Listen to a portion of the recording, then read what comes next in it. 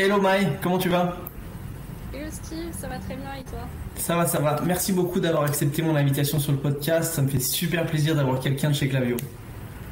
Bah, avec grand plaisir, merci pour l'invitation. Trop bien, trop bien. Est-ce que tu peux te présenter rapidement, s'il te plaît? Oui, bien sûr. Je m'appelle Mike Ran, je suis Customer Education Specialist à Klaviyo, je suis basée à Londres et je suis chez Klaviyo depuis bientôt 7 mois.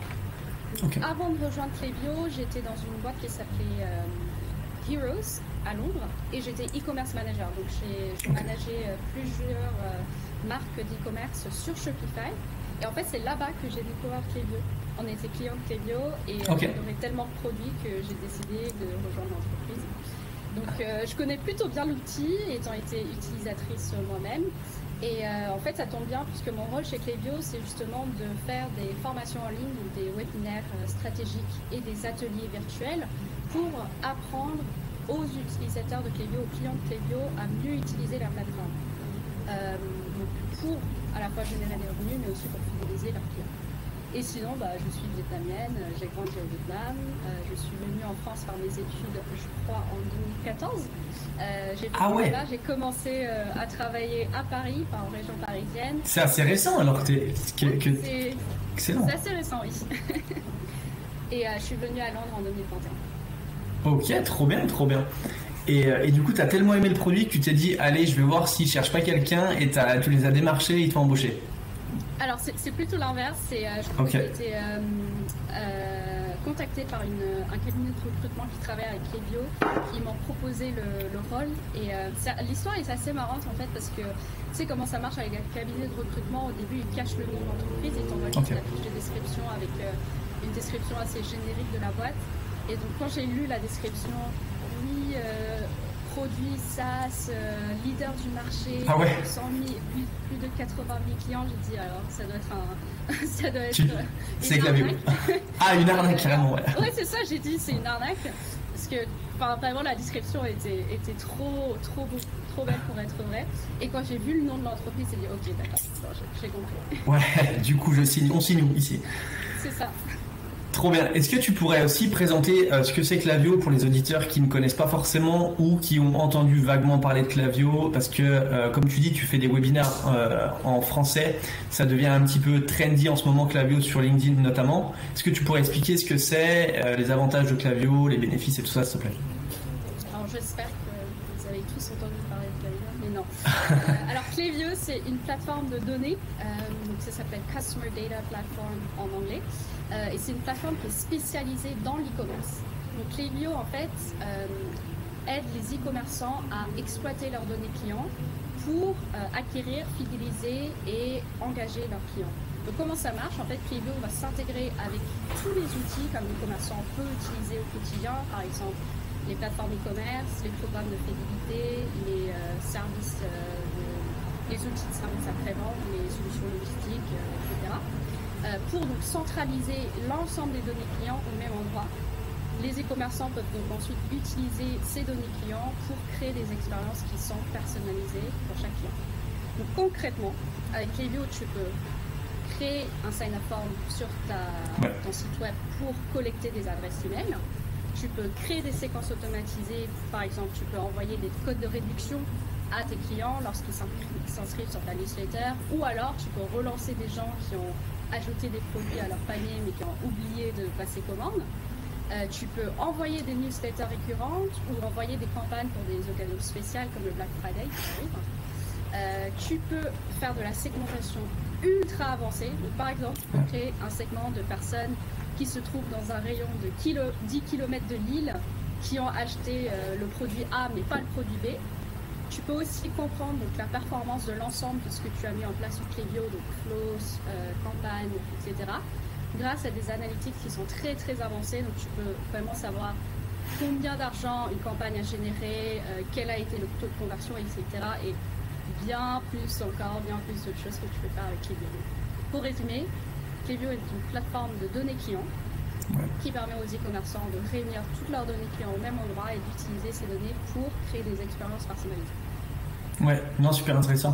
Donc en gros, ça te permet d'envoyer du contenu sur toute la longueur de l'expérience client, que ça commence au début de l'expérience client, c'est-à-dire au moment où tu récupères l'adresse email, jusqu'au moment où tu convertis le client et aussi après pour le fidéliser et lui donner envie de rester chez toi. Exactement, oui. Et je sais que pour ceux qui ont entendu parler vaguement de Klaviyo, souvent on est perçu comme une plateforme emailing. Alors oui, on fait de l'emailing, mais vraiment à la base, on est une plateforme de données. Et fun fact, anecdote, Klaviyo a été créé en 2012, donc ça fait un bout de temps qu'on est sur le marché. Et ça a été créé au tout début en tant que base de données. Ok. Donc voilà, donc vraiment on a cette culture de la donnée qui est dans notre sang. Ouais, donc en fait à la base voilà, c'était vraiment de la donnée, récupérer la donnée sur n'importe quelle plateforme, et ensuite vous avez ouvert, on va dire, un petit peu cette branche emailing, et finalement c'est devenu là-dessus que vous êtes les plus populaires, quoi. Disons que en fait la donnée c'est bien d'en avoir, mais c'est encore mieux si tu peux agir dessus. Bien sûr. Et donc du coup là aujourd'hui on offre vraiment l'expérience de collecter la donnée avec les sign-up forms et les intégrations, storer cette donnée, comprendre cette donnée avec les analytics et également agir sur cette donnée, donc créer des expériences notamment avec les emails. Ouais, non, clairement, trop cool. Et on sait que la donnée c'est super important si on veut derrière envoyer du contenu qui est pertinent et offrir, comme tu dis, une expérience qui est exceptionnelle pour le client, quoi.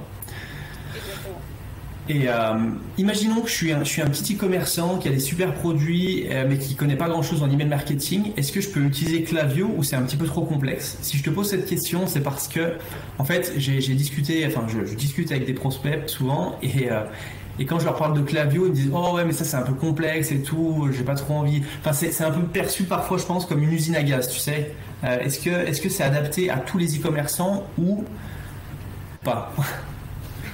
Alors très bonne question, et la réponse c'est oui, bien sûr. Tout le monde peut utiliser Klaviyo, que tu sois solopreneur, petite entreprise familiale, PME ou grande entreprise.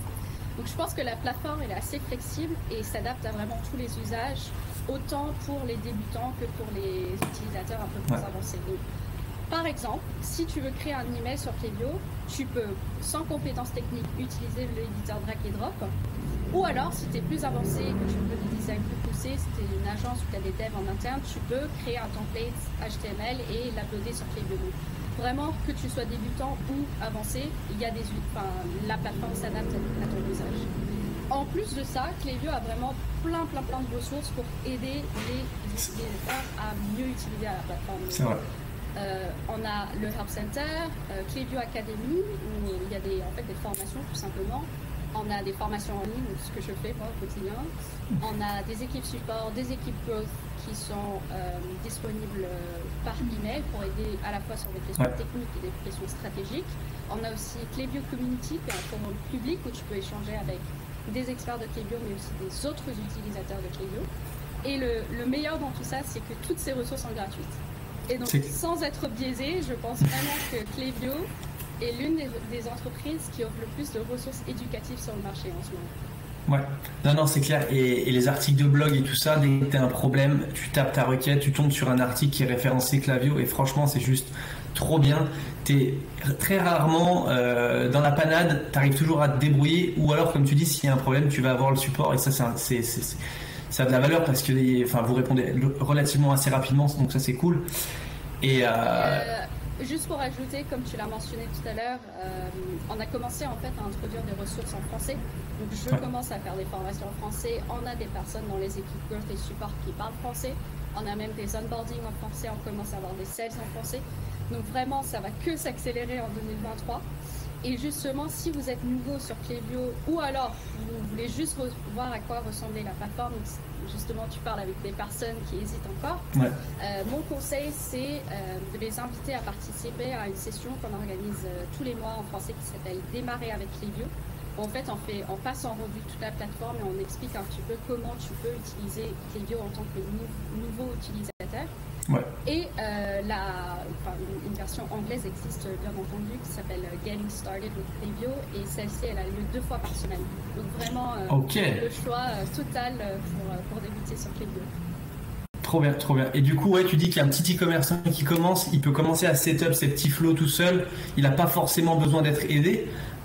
Du coup, c'est pas forcément une bonne chose pour moi parce que ça peut me mettre au chômage. Mais l'idée, c'est que voilà, il arrive tout seul à se débrouiller, à faire ses premiers pas et générer ses premiers revenus parce que c'est vachement intuitif. Mais ça convient aussi à la grosse boîte qui envoie vraiment de l'email, qui génère vraiment du trafic sur son site. Donc c'est vraiment adapté à tout le monde en fait. Ouais. Parmi nos clients, donc on en a plus de 100 000. Il y a vraiment des petits, voilà, il y a des freelanceurs, il y a des personnes, il y a des solopreneurs, il y a des créateurs, des créateurs de contenu. Il y a également des boîtes qui font des noms du marché, bien connus du marché. Et il y a des gens, voilà, qui ont des milliers, des millions d'abonnés. Mais en fait, le problème que je vois avec certaines solutions sur le marché qui sont plus simples d'utilisation, je ne vais pas citer de nom, c'est que en fait souvent tu débutes dessus et c'est simple d'utilisation, mais en fait quand tu as une certaine croissance, la solution ne suit pas. Peut-être n'a pas les fonctionnalités nécessaires. T'as un plafond, ouais. Exactement, c'est ça. Donc très très simple d'utilisation, mais ça suit pas ta croissance. Et donc tu arrives à un moment où en fait tu dois migrer de plateforme et la migration n'est jamais quelque chose qui est très drôle à faire. Donc autant commencer sur une plateforme qui s'adapte à tes usages au début, d'autant que ton usage en tant que grande entreprise leader du marché. Et surtout que tu payes au nombre de contacts que tu as, donc le prix il est évolutif en fonction de ça, donc ça c'est intéressant aussi quoi. Ouais, très bon call-out. Tu peux débuter sur Klaviyo gratuitement. Donc, encore une fois, si tu as des personnes qui vont juste voir à quoi ressembler la plateforme ressemble, tu peux tout à fait s'inscrire sur Klaviyo et regarder gratuitement. Trop cool. Est-ce que toi, tu vois sur les comptes des utilisateurs trois erreurs les plus fréquentes que les auditeurs peuvent peut-être faire aussi et se dire bah voilà, si je fais ça, je vais écouter Maï parce qu'elle va donner des conseils. Oui, alors il y a des erreurs, il y en a beaucoup. Oui, je vais en mentionner 3 et je pense que ces 3 erreurs s'appliquent peu importe la plateforme, que vous soyez sur Klaviyo ou pas. Si vous faites de l'email marketing, c'est des erreurs qui sont à éviter. Donc la première, et tu dois être au courant de celle-ci, c'est le batch and blast.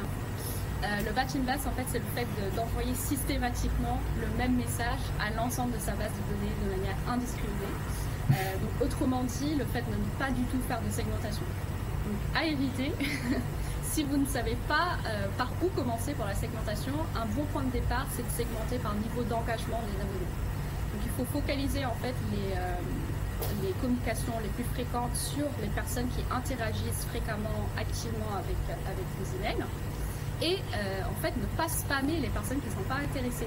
Vous pouvez les contacter de temps en temps, mais surtout pas envoyer un email à ces personnes qui n'ont pas engagé toutes les semaines ou tous les mois. En fait, je me permets de te couper, mais ce qui est bien avec Klaviyo, c'est que tu peux savoir en fait quel contact n'ouvre pas tes emails ou ne clique pas tes emails. Et en fait, ça, par rapport à la fin, ça te donne de la data et toi derrière, ça te permet de la réutiliser, de dire bah cette personne-là, elle a pas ouvert mes emails depuis 3 mois, je vais pas encore lui envoyer un email. Il en a pas ouvert 17, c'est pas au 18e qu'il va décider de l'ouvrir en fait. Donc justement, ça permet de dire bah toi, tu veux pas ouvrir mes messages, tu passes à gauche, et toi, tu veux les ouvrir et tu passes à droite. Donc, tu envoies des messages seulement à des personnes qui ont envie de recevoir ton contenu, et donc ça permet de tisser des liens plus facilement, quoi. Exactement. Et aussi adapter en fait ton message tout simplement au public. Donc encore une fois, si tu as une personne qui n'a pas ouvert tes 17 emails que tu as envoyés pendant les 3 derniers mois, faut vraiment avoir une très très bonne raison de contacter cette personne. Donc par exemple, le Black Friday, c'est une bonne raison parce que généralement tout le monde aime bien les réductions. Donc pour le Black Friday, ça va, mais juste pour envoyer ton article de blog de la semaine dernière, peut-être pas. C'est clair. Une autre possibilité pour ceux qui débutent avec la segmentation, c'est de segmenter par catégorie de produits. Donc par exemple, si tu es une marque de prêt-à-porter, tu peux tout à fait ajouter une question à ton sign-up form pour dire, pour demander à tes visiteurs s'ils aiment, s'ils sont intéressés par les vêtements hommes, par les vêtements femmes ou par les deux. Et en fonction de ces préférences, tu peux ensuite customiser ton message derrière. Ça te permet de pas envoyer de promotion sur les soutiens-gorge aux hommes qui n'ont pas forcément envie de ça et vice-versa avec les femmes, quoi. Exactement. À part si tu achètes voilà, exactement. Ta copine. Ouais.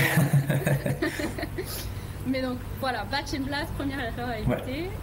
Deuxième erreur, c'est ne pas envoyer des emails régulièrement. Alors régulièrement, ça ne veut pas dire qu'il faut envoyer des emails tous les jours. Mais le problème que je vois, c'est que, et j'en ai été coupable dans une ancienne vie, c'est en fait beaucoup de marques n'envoient pas de messages, n'envoient pas d'emails pendant plusieurs mois. Et puis tout d'un coup, ils lancent une campagne massive. Donc par exemple, Black Friday. Parce qu'elles ont quelque chose avant, ouais. C'est ça, on n'a pas envoyé d'email pendant les 3 derniers mois, mais ouais. Black Friday, je vais envoyer ma campagne à toute ma base de données de 40 000 personnes. Donc en fait, c'est super mauvais pour la délivrabilité. Donc les variations abruptes de volume d'envoi sont super mal perçues par les gens comme Orange, SFR, Gmail, les gens en fait qui décident si ton message passe en inbox ou en spam. Donc il faut en fait régulièrement envoyer des messages à une partie de ta base de données pour que le jour où tu as quelque chose de très important à annoncer, il n'y a pas de variation trop abrupte. Ok, intéressant. Sinon, et puis, tu tombes en spam. Ouais, et puis ça te permet aussi de garder du contact régulier avec tes contacts, de tisser des liens, créer un peu une relation de confiance parce que justement tu leur écris assez souvent et de montrer que voilà, tu leur écris pas seulement quand tu as besoin d'argent. Exactement. Si tous tes messages c'est pour vendre, c'est pas bien. Ouais. C'est dommage parce qu'on le voit beaucoup, hein. On le voit beaucoup, il y a beaucoup d'e-commerçants qui font ça et c'est pas la meilleure façon d'avoir un business qui est pérenne, enfin pérenne sur le long terme. Enfin, faut jauger un petit peu entre le contenu promotionnel et le contenu informationnel. C'est délicat, mais ça se fait quoi.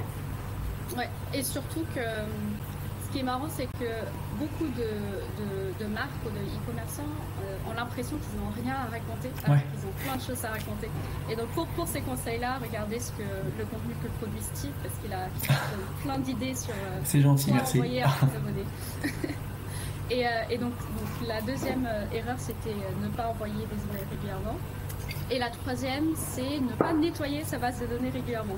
C'est clair. Ça aussi, très très commune. Et pour le coup, le maintien d'une liste propre est très très important pour des questions de délivrabilité, mais aussi de conformité RGPD et de coût, tout simplement. Ça sert à rien de payer pour envoyer des emails à des contacts qui sont inactifs ou envoyer à des adresses emails qui ont des fautes d'orthographe en fait. Donc, nettoyer vos listes de... Comment tu fais pour nettoyer ta liste fréquemment? À quelle fréquence tu conseilles de le faire? Est-ce que tu as des petits tips là-dessus? Ouais, donc premièrement, le premier conseil ici, c'est d'utiliser de manière religieuse le double opt-in, donc le double consentement. Ouais. Je sais que ça fait peur parce que forcément ta liste de marketing, elle grossit plus lentement, mais en fait c'est beaucoup plus sain sur le long terme parce que tu t'assures avec le double opt-in que seules les adresses email qui sont valides soient ajoutées à ta liste et que en fait seules les personnes qui sont vraiment intéressées vont s'y ajouter parce qu'ils confirment leur inscription. Ouais. Donc ça c'est vraiment le premier conseil. En termes de fréquence, je pense que tous les 3 à 6 mois, c'est bien d'y jeter un coup d'œil. Donc encore une fois, utilisez vos segments non engagés, donc tous ceux qui n'ont pas ouvert d'email, n'ont pas été sur votre site, n'ont pas cliqué d'email, n'ont pas passé de commande dans les derniers 6 mois. Peut-être considérer le fait de les supprimer. Alors à voir, hein, ça dépend vraiment de la marque et du cycle de vie du produit. Ouais. Tous les 3 à 6 mois, ça peut faire peur. Ça peut faire peur de supprimer beaucoup de contacts. Moi, je sais que je l'ai fait avec un client récemment. Il me dit non, mais t'as vu et tout, tant de contacts. Je dis oui, mais le problème, c'est que là, tu payes pour rien parce qu'ils répondent pas, ils cliquent pas, ils achètent pas. Donc, ça sert à rien. Ouais. Alors, ce qui est intéressant avec Klaviyo, et pour le coup, c'est un peu technique et c'est propre à Klaviyo, c'est que tu as une différence entre supprimer et rendre le contact inactif. Ouais. Donc, en fait, sur Klaviyo, tu payes que les contacts actifs. Donc, les contacts qui sont non engagés, tu peux les mettre en inactif et comme ça tu payes pas. Par contre, ils ne sont pas supprimés. Ça veut juste dire les contacts inactifs, donc suppress profile sur Klaviyo. Ouais. Ça veut juste dire que tu peux plus leur envoyer des emails. Tu les vois en haut à droite sur ton dashboard là. Exactement, c'est ça. Ouais. Donc voilà, ça c'était les trois. Trop bien. Et du coup, est-ce que tu aurais trois tips pour les personnes qui se lancent sur Klaviyo, les trois bonnes pratiques pour justement optimiser un petit peu tout ça et optimiser ses conversions finalement? Ouais, tout à fait. La première bonne pratique, c'est ce qu'on dit depuis tout à l'heure, c'est segmenter sa base de données, créer des expériences qui sont personnalisées pour chaque segment. Alors souvent, quand on parle de personnalisation, la première chose auquel pensent les gens, c'est personnel. les prénoms des dans l'email. Alors oui, ça peut avoir un impact positif, mais c'est vraiment négligeable par rapport au fait de pouvoir envoyer le bon message à la bonne personne au bon moment. Donc, utiliser la segmentation, segmenter votre base de données. Deuxième type, mettre en place des séquences essentielles. Donc les flows, comme on appelle sur Klaviyo. Donc les 3 que je mettrais vraiment en place, peu importe l'industrie, peu importe la taille de l'entreprise, c'est tout d'abord la séquence de bienvenue. Donc à chaque fois que quelqu'un s'inscrive à ta newsletter, tu envoies un message pour accueillir. Pour les accueillir, potentiellement avec un coût de réduction pour incentiver une première commande. Deuxième flow essentiel, c'est l'abandon de navigation. Donc si jamais une personne navigue sur ton site, regarde des pages produits, regarde des pages, mais n'ajoute rien au panier. Voilà, un petit hey, je sais que tu es intéressé, mais ça va bien. Et troisième flow essentiel, c'est le panier abandonné. Donc si quelqu'un a ajouté un produit au panier, passé à la caisse, mais n'a pas fini son checkout, là pour le coup, il faut vraiment leur envoyer un rappel et dire reviens, finis ta commande. Donc vraiment ces 3 flows, pour le coup, ce qui est génial avec les séquences automatisées ou les flows, c'est que tu fais l'effort une fois, tu le mets en place, ça tourne. Ensuite ça tourne tout seul et tu fais littéralement de l'argent dans ton sommeil. Littéralement. Alors oui, bien sûr, il faut revisiter les flows de temps en temps, les optimiser, mais tu vois l'idée. Et du coup, qu'est-ce que tu penses aussi de la post-achat? Est-ce qu'elle n'est pas aussi importante même? Enfin, moi personnellement, je la mets dans les 3. L'abandon de navigation, je trouve que c'est un petit peu plus poussé quand même. Qu'est-ce que tu en penses par rapport à ça? Ouais, tout à fait. La post-purchase thank you, c'est très très bien. Notamment si vous êtes une marque pour qui les avis clients sont importants, ou alors vous avez un programme par exemple de référal, moment très opportuné pour envoyer un email et dire hey, vous avez acheté ça, donnez-nous un avis. Pour faire de l'upsell aussi, du cross-sell, et puis pour dire en fait merci déjà d'avoir commandé chez nous, c'est la moindre des choses de dire merci, et derrière si vous avez envie d'aller un petit peu plus loin, vous avez commandé un béret, peut-être que vous avez besoin d'une écharpe, voici une écharpe. Ouais, donc ça fait partie aussi de nos flows essentiels. Bon, là j'en ai cité 3. Je pense que c'est vraiment genre si tu dois débuter par ces 3, mais ouais, le post-purchase thank you, ça vient juste après. Excellent. Et ben écoute Maï, on arrive à la fin de mes questions. Un dernier petit tip, c'est un peu plus avancé. Vas-y, envoie. Des auditeurs un peu plus avancés dans leur utilisation. Vas-y, c'est bonus. Bonus, exactement. Alors, attention, c'est d'utiliser ces first party data pour optimiser ses dépenses publicitaires grâce à notre intégration. Maintenant, est-ce que tu peux le dire en français pour ceux qui parlent pas anglais? Alors, en fait, avec Klaviyo, tu collectes plein de données clients qui t'appartiennent parce que les clients t'ont donné ça. Enfin, soit ils t'ont donné directement via les formulaires d'inscription, soit ils t'ont donné en étant actif sur ton site. Donc, ces données, elles t'appartiennent. Et en fait, tu peux, grâce à nos intégrations Facebook et Google Ads, exporter ces données sur Facebook et Google et l'utiliser dans tes campagnes publicitaires. Trop bien. Par exemple, tu peux synchroniser les audiences, donc tes listes et tes segments sur Klaviyo dans Facebook et Google et utiliser ces audiences pour faire du retargeting, pour générer des audiences similaires et donc très pertinent dans le climat actuel où le coût d'acquisition des leads sur les plateformes publicitaires explose. En fait, tu peux tout simplement utiliser de la donnée qui t'appartient déjà pour avoir un meilleur ROI sur cette plateforme. Trop bien.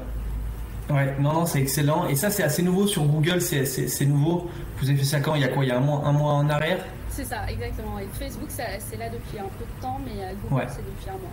C'est trop bien. Et comme quoi, voilà, on réutilise ce qu'on a déjà pour justement s'en servir pour aller un petit peu plus loin. Mais comme tu dis, c'est un petit peu plus poussé, mais... Trop bien. Eh ben écoute Maï, merci beaucoup. Où est-ce qu'on peut te retrouver si on souhaite en apprendre plus sur Klaviyo, si on a des questions ou tout ça? Alors, avec mon équipe, donc Customer Education de Klaviyo, on fait des formations en ligne quasiment tous les jours de la semaine sur plusieurs fuseaux horaires différents. Donc on a des équipes à Londres, on a des équipes aux États-Unis, à la fois côte Est et côte Ouest. Donc pour retrouver les programmes de nos prochains événements et notamment me retrouver dans certains trainings, rendez-vous sur klaviyo.com/event/live-training. J'imagine que Steve va mettre le lien dans la description du podcast. Et sinon, vous pouvez également me retrouver sur LinkedIn et pareil, je pense que Steve va me Je taguer. mettrai. Avec plaisir. Super. Eh ben, écoute, Maë, merci beaucoup. En tout cas, c'est super intéressant. Et tu repasses quand tu veux. Bah, avec plaisir. Encore merci pour l'invitation. Pas de problème. Merci à toi. Allez, à plus, Maë. Ciao, ciao. Bonne journée. Ciao, ciao.